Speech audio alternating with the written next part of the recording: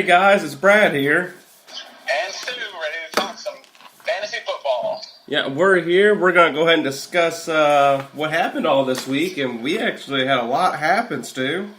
Oh, crazy. Nuts. Just all over the place. Yeah. Just everything between trades and movie trailers and games and players and injuries, just everywhere. It's nuts. I think we should go ahead and get to the most important thing, which is that Star Wars trailer last night. Oh, for sure. Yeah.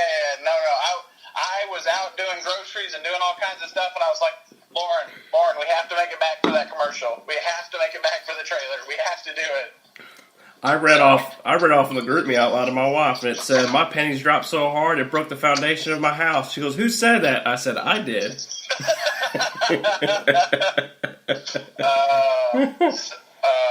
Yeah, she was excited until she realized what the date was. That's the day before Emmeline's birthday, or before we're going to celebrate her birthday. And she's like, "Well, that's going to suck to have to not get any sleep the day before we do all that." I was like, "Yep, because we're going to that motherfucker." And she's Yeah, like, "Hey, we are."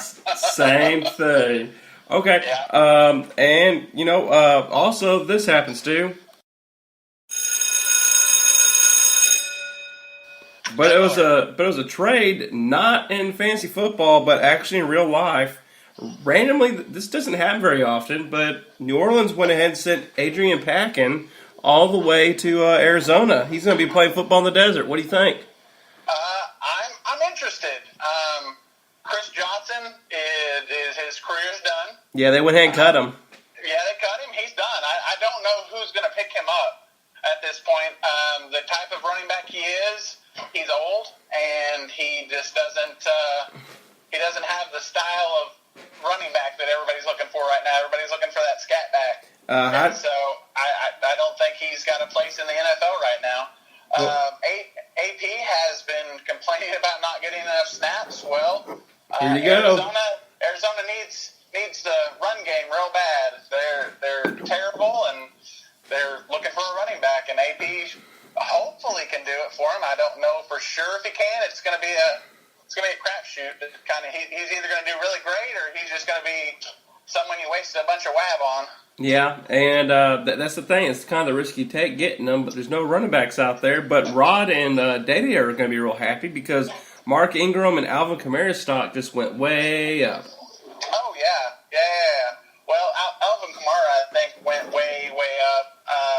Ingram, I don't think his spot was ever really in question, but AP became the third running back there after Kamara just kind of broke out. Yeah, and something else also happens too.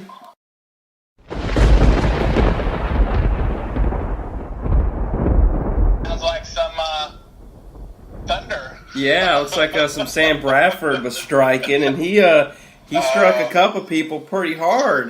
We can go ahead and start off with Sam. He gave Kelsey just a head wound. Yeah, he's got a concussion. He kind of looked like he could have come back in. He did come back in for one play, then left again because he was complaining of memory issues. So, I don't think he's physically hurt. I think once he clears that concussion protocol, he'll be ready to go again for Sam. So it's not as bad as some people out there, or like his other player. Yeah. Brandon Marshall, fractured ankle, out for the season. He's done. I don't think he's just out for the season. I think he's out for the rest of his life. I'm thinking that might be a career ender right there. I think because he's pretty up there in age, and he looked awful this year. Yeah, he just looked awful. I'm pretty sure with that big of an injury, season ending this early, if he comes back, it's not going to be in a major role by any means. He's just going to kind of for a paycheck at this point. Yeah, and Sam Bradford just barely grazed you. He went ahead and gave Devontae Parker a sprained ankle. Yeah, well, he did it at the first quarter of was supposed to be a big week. So thanks Sam Bradford for go ahead and getting him out of there early. But yeah, he should be back. He should be fine. So nothing crazy. X-rays have come back. He seems fine. He may not play Sunday, but he'll be back in a couple of weeks. Well, you got to look. I'm all right on wide receiver right now. Yeah, well, you gotta look at it like this, Stu. I mean, like in real life, when the other team's getting pummeled, you're just better off to pull your starters early and just not let them get hurt or get any more further injuries. Yeah, I mean, I agree. I'm fine with it. Yeah, they've done that to a couple of different guys, just to be precautionary, and I'm really okay with it as long as it's a sprained ankle and not him breaking his ankle like quite a few other players. Yeah, I mean, you, good coach. You didn't even put Julio or Devontae Freeman in. You just made them sit a week to make sure they were healthy for next week. Yeah. Oh yeah. Yeah. So yeah, let me get right on that. Yeah. Sam could use the win as well as me. Yeah. And Dixon. And then we have Dixon with Matt Stafford, sprained ankle, some other kind of walking related injuries, but at this point, I don't really think Dixon cares. Stafford's just going to be either a bench spot on his, there for a while, or he's going to go to the waiver wire because he's got Breeze done with his buys. I don't think Dixon really cares that much. Yeah, about time to go and just drop him and, fill up the bench with other things like running back or receiver. And then Charles Clay, different story.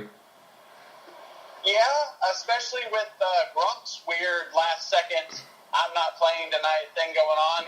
Clay was looking pretty good. I probably shouldn't have dropped him, but he's got a MCL sprain, a torn meniscus, out 2 to 6 weeks. That's really, really bad for the Bills right now. They don't really have wide receiver options as it is, and then the main target right now goes out. Yeah, it's bad for Tyrod as well. Yeah, and it looks like, with another receiving threat out, the Bills are just going to be facing a lot more in the box against McCoy.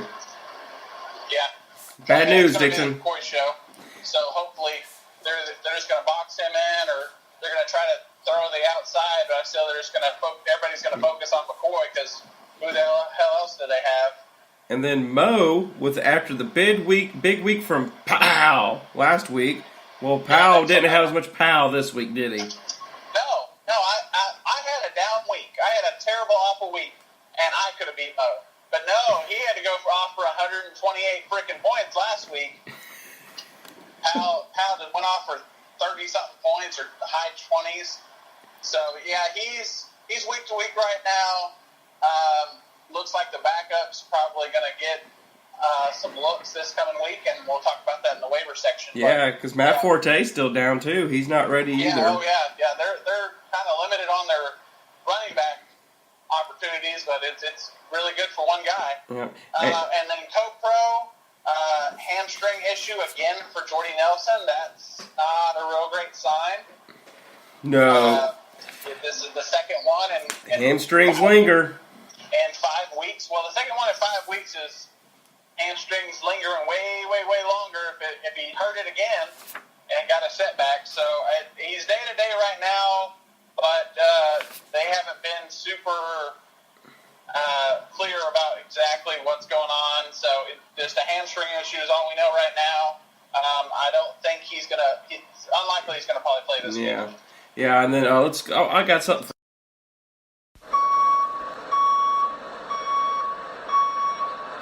Yeah, that's Tim. He's showing up with his nice tow truck to tow away Odell Beckham.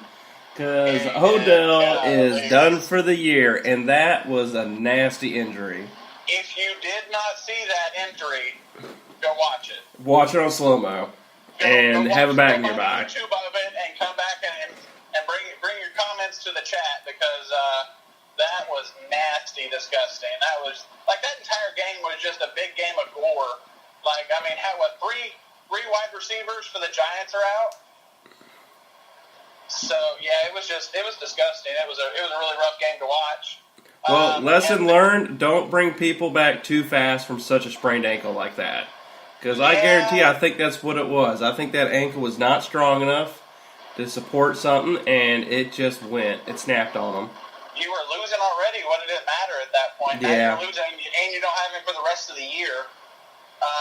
And then Lovick kind of found out early this morning, Tom Brady with an AC joint sprain. Yeah. Good news, on though. Left throwing shoulder. Yeah, as an on-throwing shoulder, he's expected to play. But that just means that old man is just one hit away from being done for a while. Oh yeah. So yeah. that's the one thing they gotta watch out for. So good thing Lubbock has all those quarterbacks. All those quarterbacks, those style of quarterbacks. He's ready for injuries, but I don't really know why he's holding on to that many. He just needs one backup. He doesn't need two. Sell one or drop one. At this point, you're taking up bench spots. But yeah, that's it for the Sam Bradford injury report. Yeah, go ahead and go on the rankings. I agree. Let's do some rankings here. Cold Stone Power Rankings. Yeah, well, number one on our power rankings is still, once again, Day, the only undefeated team left in the league. Oh, it was so close. If, the Bears were looking so bad last night, Jordan Howard was looking pretty good. Cohen really didn't get very many looks. So I was kind of rooting for him, and it came down to 11 points, what he had left, I think. So it was close. It's closer than most of us have gotten this year. So we'll see how that works out as buys get a little deeper here. And the guy we have number two, still same, but no longer undefeated, Dixon, who lost that to a fake punt by the Bears. That was an amazing play. That was a great play.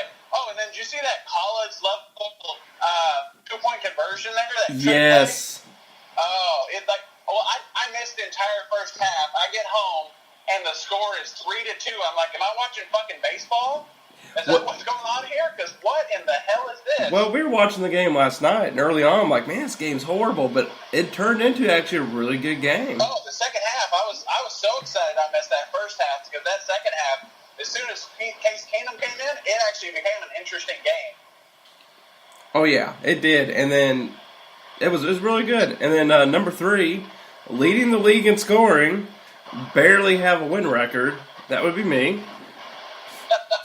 After dropping almost 300 points in 2 weeks. I thought I was going to get 150 this week, but Jerick McKinnon said no.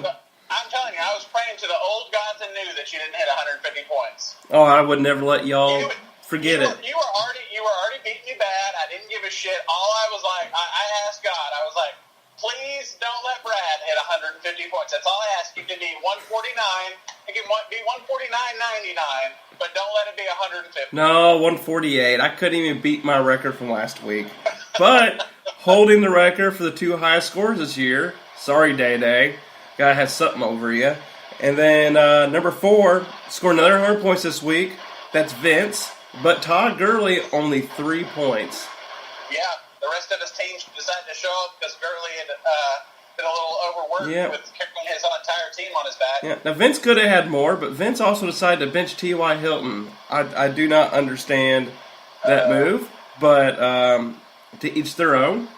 But I'm starting to think, I said it before, Todd Gurley has a tough schedule coming up with some run defenses. And you know what? Should have kept Antonio Brown, Vince. Sorry, I'm going there. Number five, Adam. Almost beat Day. So close, like you said.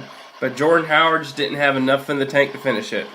No, I mean your team's not looking too bad. You're barely on the losing side of the numbers there. But looks like it possibly come around here. Then number 6 we have Mo. Got team ramrodded. Yeah, he did. Mo needed to keep on that winning streak because I have a feeling once he goes down, it's going to be a bad spiral. So, number 7, we have Lubbock. Ooh. He took out Dixon. He did. He did. He took out Dixon. He did. But you know what happened? Somebody went missing.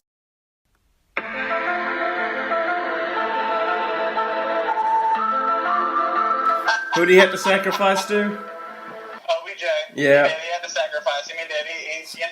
So that was really the sacrificial lamb to end Dixon's winning streak.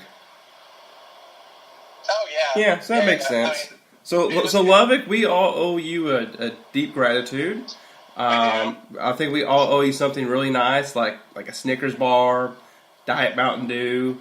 So if y'all see Lubbock, just get him something from the old vending machine and pat him on the back and say maybe next year. Yeah. So, And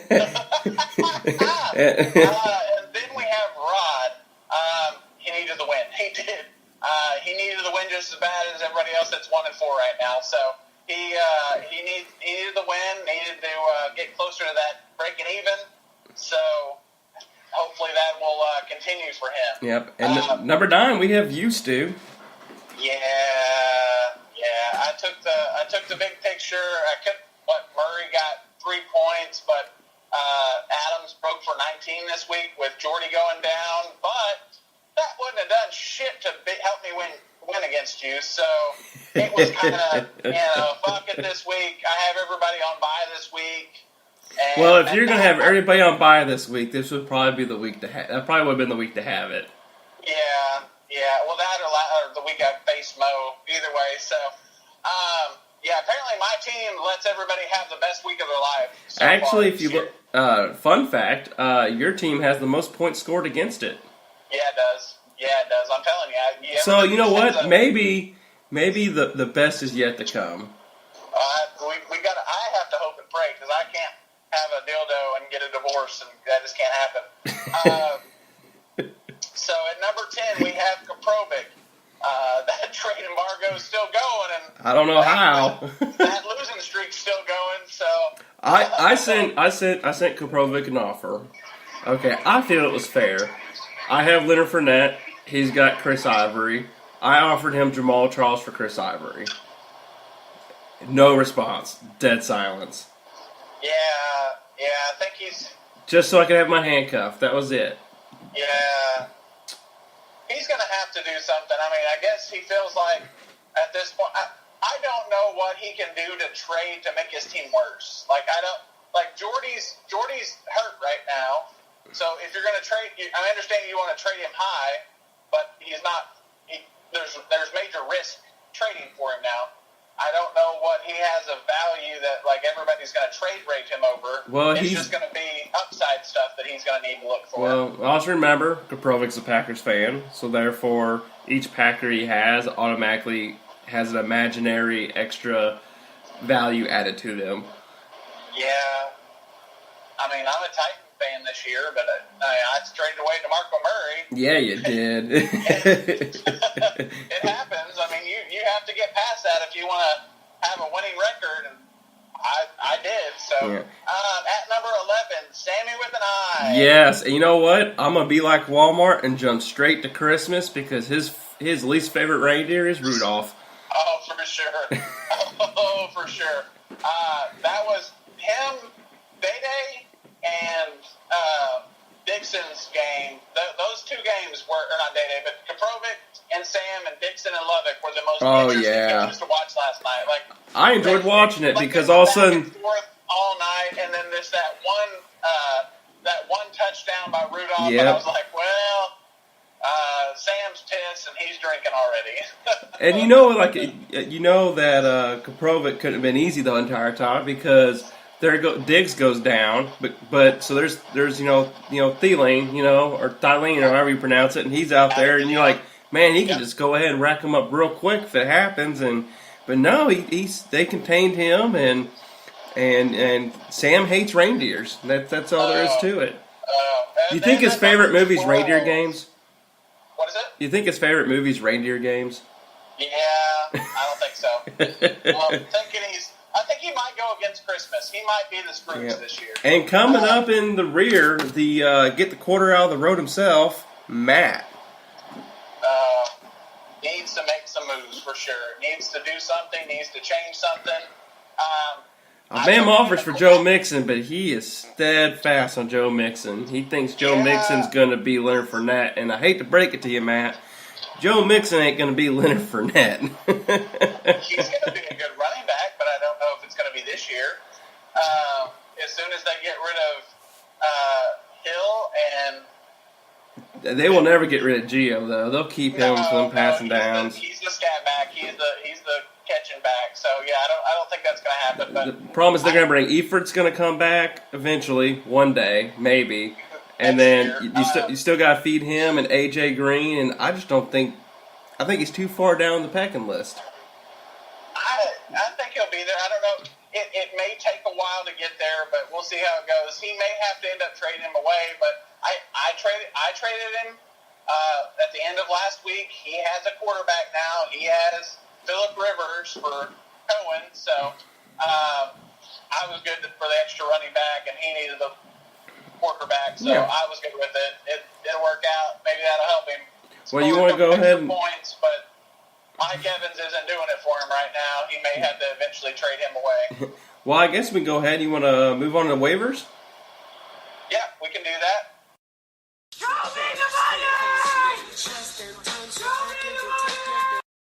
Are you ready to show them the money, Stu? Because I am dropping 40. I'm calling right now. I'm dropping all my budget on Jerick McKinnon. I hope you do. I thought Adrian Peterson, all 40. Everything All 40. that you want, I'm going to take for $1 after All that. 40 I'm literally is gonna going on say, Jerick McKinnon. Oh, jeez. I know you're going to do it. I know you don't want AP. I know you're going to go for McKinnon. I'm just letting y'all know, if you want Jerick McKinnon, you can have him for the small, huge price of 41 waiver acquisition budget. You know, that I'm going to do it because you know why? I'm desperate. And I'm backed in a corner. You're desperate and you need a win. Yeah, we'll see how that goes. But, yeah, this is now just a reminder for everybody. It's week 2 of buys. So we have... Technically week 3. Kind It's of. week 3, but yeah, week 1 doesn't count. Anyway, so we have Buffalo, Cincinnati, Dallas, and Seattle. Man, I faced CoPro this week. No Russell Wilson. Woo! Yeah, he might have to make a trade to Lubbock because he's going to need a quarterback really bad. But yeah, so let's go. Actually, let's start with quarterbacks. Yeah, we got Jacoby Brissett. Then a CoPro might stream against you this week. He might, yeah. There's just 3 good. There's 3 ones out there. These are definitely streamers. These are guys I would not plan to use in the long haul. But for this week, you got Jacoby Brissett against Tennessee. Tennessee's been having a hard time against the pass. Jay Cutler against Atlanta, and Joe Flacco against Chicago. I'm going to be honest right now. Someone picks up Jay Cutler, get ready to lose. Atlanta just had their bye last week, and they were looking pretty good. They had a little bit of a trouble that week before. Jay Cutler has looked like hot garbage. Well, question: you started Jay Cutler one time, didn't you? Did I? Yeah. Maybe years ago. Okay, you didn't start him yet. Oh, this year. Okay. Well, the problem is with Jay Cutler, you have to light the sacrificial cigarette. That's the problem. You got to pray to the cigarette gods and the I don't give a fuck gods. You have to leave a sacrifice for the Marlboro god, and yeah. Golly, because Or if you want to scoregasm, you got to do it to the Winstons. Because, like Sam always says, only a real man smokes Winstons. Kobe Brissett hasn't looked bad. Really hasn't. He's had a couple of pretty good passes. He would be the guy I'd probably go for if I was going for a quarterback for streaming this week. Joe Flacco's not bad. He's kind of had a rough start. Their offense is kind of weird, but Chicago isn't that great. And clearly, after watching last night's game, you can see why. So the Ravens defense is probably going to help him out and get him a couple more extra opportunities. So Yep. I'd probably either go with one of those two. Yeah, Jay Cutler, he couldn't pay me to do it. Yeah. And at wide receiver, we have Sterling Shepard. Now, he is hurt. But day to day. Day to day. And whenever he comes back, he is wide receiver 1. He's wide receiver 1, 2, and 3, Stu.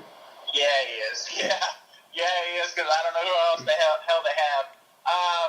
Your tight end that you have, Ingram, might be all right. Yep. And my stream of the week, because I'm calling it, Marvin Jones against the Saints. He's going to get a touchdown this week. It's going to happen. He's off and on. They've had a bye, and so I can see it. They haven't had a bye, but the Saints have had a bye. But Wait, what's that? I hear something.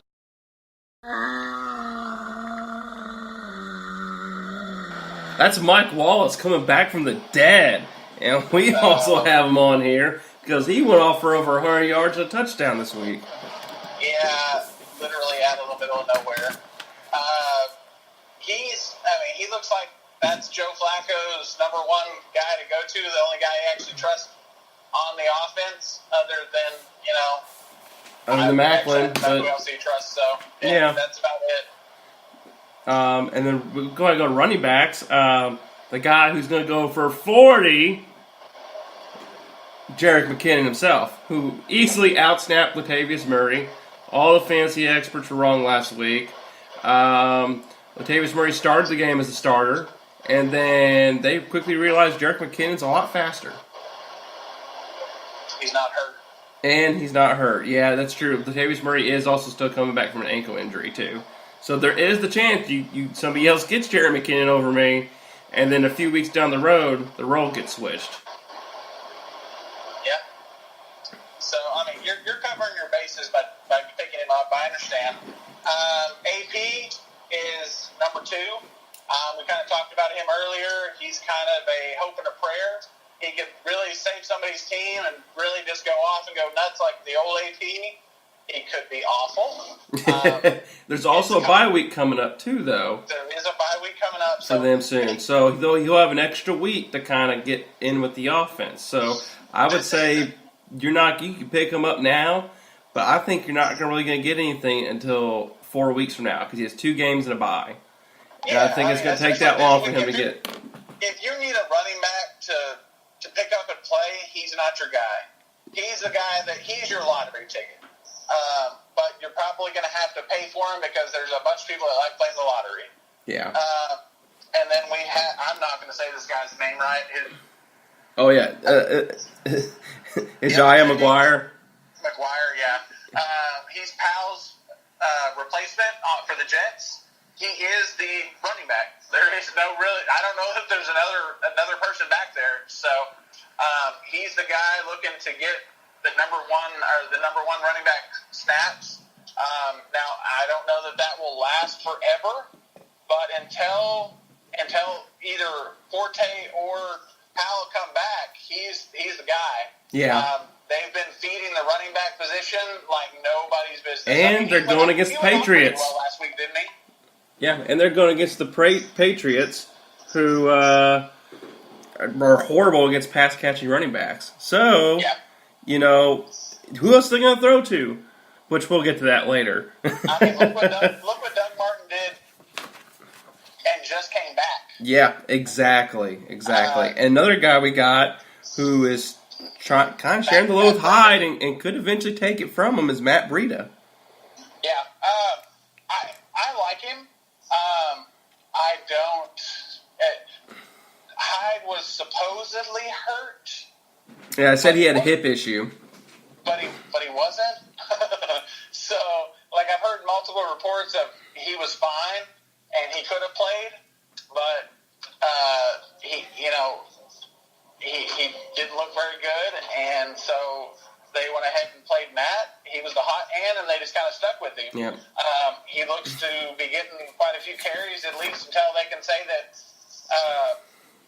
Hyde is back and fully healthy. I don't know if that's a thing for Hyde. I don't know that it's ever happened. So he's definitely a pickup to pick up and play because he's playing. Yeah. Hyde's not playing this week, I don't think. So he's a pick up and play guy. I like this is my favorite guy. Yeah, mine too. Marlon Mack. I had him on my team a couple of weeks ago. I didn't hold him long enough. I needed some other options. But he looked good. Took a big chunk out of Gore's. He did. Looked really good at it. I just kept watching him and kept seeing him on Red Zone. Every time he'd pull up a Colts game, he was just there. He's like, he just kept showing up. So if he doesn't take Gore's position right now, I see him doing it by the end of the year. And if you don't get any of these guys, I like this little dart throw of Theo Riddick. It's game script. It's the only time he's good. Sometimes it's hard to guess it, but against New Orleans, I have a feeling that he'll have more work. He'll have just as much work as Abdullah, I would say, because I think he's going to be more involved in the passing game. But that's the problem you risk, though, is Abdullah's the main guy. So, Yes. it's a dart throw, but I still think he might be worthy of starting this week. But he'd be a 1 week start for me.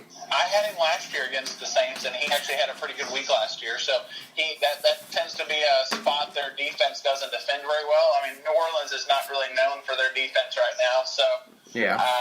it's not a bad pickup at all. At least, especially if you have if you have a need for the bye this week, it's definitely somebody to look at. Well, let's go ahead and go on to tight ends. And talking about the Jets, when I said earlier they need somebody to throw to, well, here he is, Austin Seferian-Jenkins. We said it last week. Nobody picked him up. Guess what? Touchdown. And the targets are there. They will feed him. They don't have a choice. They like him. They do.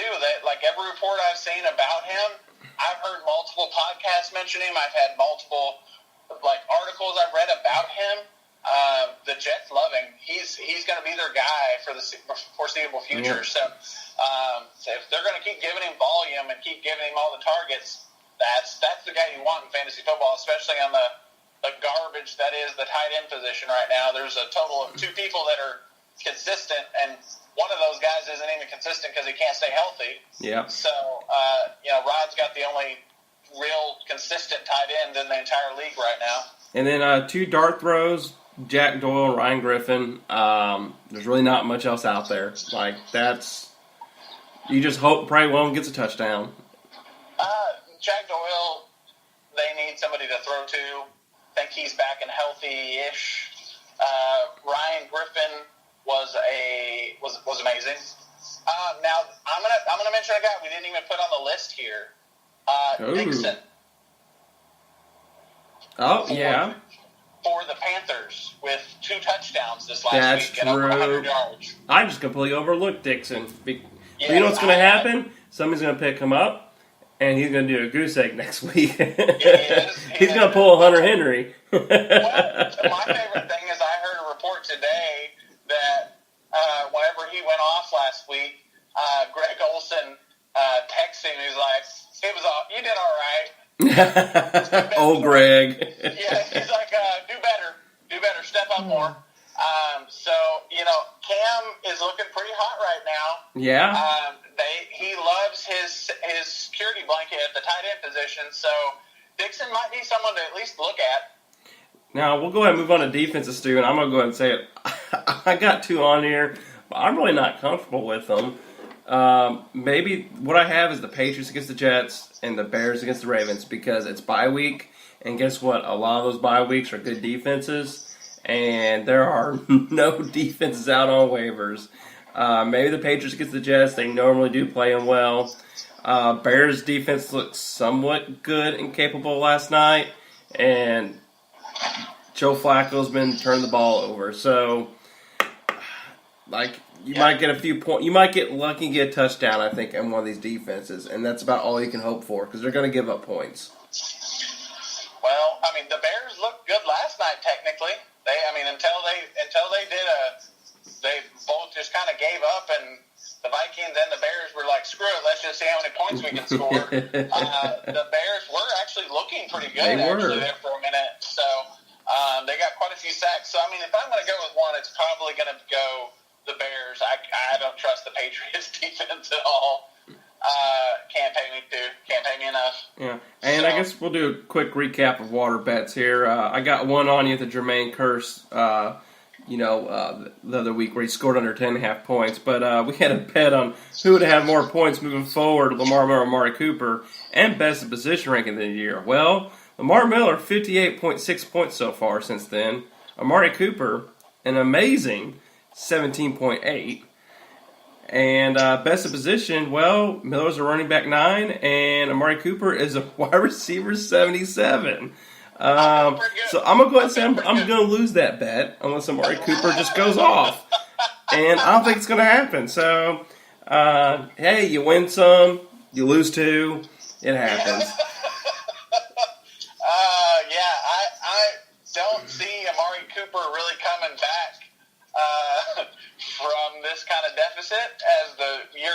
fun, especially if he doesn't have Carr to throw to him. I don't know what his deal is. He's good. He is. I can't say he's not talented. He's just hot garbage right now. And since we're already going to week 6, I figured it'd be fun to do a 2 early playoff previews too. Just kind of see where everybody stands. And if you don't have that many wins, it's okay. Just hear me out. But for the guys who are in right now, it's not over yet. Don't get too comfortable, even if you're undefeated.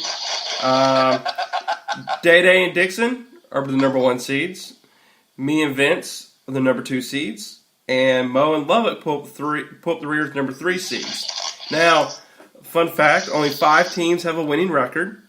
So that means 7 teams have a losing record right now. But all are at least 1 game out from the 6th seed. So the season can still be turned around for any of y'all. There are those 7 teams. Lubbock currently has the 6th seed. But you're only 1 game out. So, like last year and years in the past, sometimes it goes down to the last couple weeks. It always does. Play the waivers, make some trades, co-pro, and you can probably get your team back where it needs to go. Beat Dixon, beat Day. It'd probably be a good idea to beat those guys a couple of times and not, automatically let them go into the playoffs after week 7 or 8. That'd be great. Yeah. My picks last week went 3 for 3. I got Vince over Matt right, Sam over Copro wrong, Adam Day wrong, Mo over Rod wrong. But I got Lubbock over Dixon right, and my favorite, Brad over Stu. Fuck you. Week 6 picks. Rod is going to take down his scarf-loving buddy. Dixon is going to take down the guru. Mo, well, he's going to get Matt really high and beat him like a drum. Day is going to go ahead and beat Lubbock, and I'm sorry, guys, he's going undefeated again. He's going to stay undefeated. That OBJ injury is too much.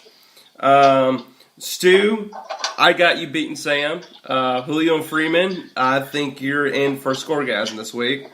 And then I got myself over CoPro because no Russell Wilson. And CoPro refuses to trade, and so now it's time to go ahead and till the farm and dig up some crops and throw them away because they're no good right now. Yeah, you're right. Well, I kind of think that's it for today. Yep. I hope you guys have a good week, and good luck with your teams.